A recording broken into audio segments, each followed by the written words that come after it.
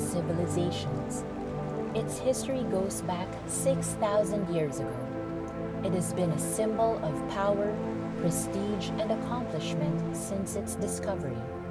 Long before an archipelago of over 7,000 islands in Southeast Asia came to be known as the Philippines, its people, ancestors of the modern-day Filipinos, had already mastered goldwork and created splendid pieces from this precious metal. Meticulously crafted pre-Hispanic gold objects of varying usage, from ornamentation to ceremony to currency, have been found and continue to be found across the country, manifesting a rich material culture dating centuries before the Spanish arrived at the archipelago. The collection of the Bangko Sentral Pilipinas represents a culture that arose from a fusion of indigenous and diverse foreign influences, displaying the artistry and the technical ingenuity of our ancestors.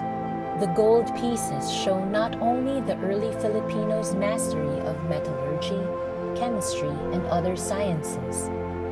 They also reveal their socio-political, cultural, and artistic expressions. Philippine gold artifacts are intensely personal and give us an intimate glimpse into how they were used and regarded. In ancient times, barterings were used for exchange within and outside the tribe, and even an international trade. These barterings, as big as donuts, were used as dowry for royal weddings and kept as heirlooms.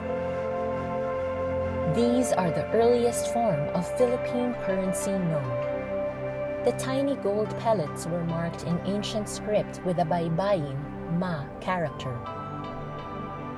Weapons with gold handles, such as this dagger handle depicting a sunbird, an animal associated with the supernatural, were used in ceremonies and rituals. Gold itself was regarded to have amuletic properties, a divine substance conferring longevity, or a powerful talisman that could protect the bearer. Gold ornamentation was an indication of status, with the amount of gold on a person directly proportional to one's prestige. These finials, or belt buckles, are meant to be joined by a cord slipped through the folds. At the center of each buckle is a mandala, from which graduating energy or power appears to radiate. These dangling earrings are called patanaw, meaning "look at me," as their movements, achieved by fusing zigzagging gold wire onto hollow loops, are guaranteed to call attention to the wearer. These large ear ornaments use the flower motif, which was believed to be an ancient concept of life. The design suggests familiarity with Hindu-Buddhist concepts as well as Chinese mythology, fused with indigenous traditions. The skills of early Filipinos were also evident in how they fashioned raw material into fine pieces of wrought gold. This handcrafted necklace is made up of 6,000 to 7,000 drops of graduated gold granules. Some beads were flattened to create a shimmering effect like the tails of a dragonfly or Tutubi. These forearm bands show strong individualism among early Filipinos, as expressed in the multiple parts of their ornamentations and in the unique details in their designs. The borrowed design of these finials or waistcord buckles shows Hindu-Buddhist architecture, hinting at an era of cosmopolitanization brought about by cultural and political exchanges, trade, and conventions at that time.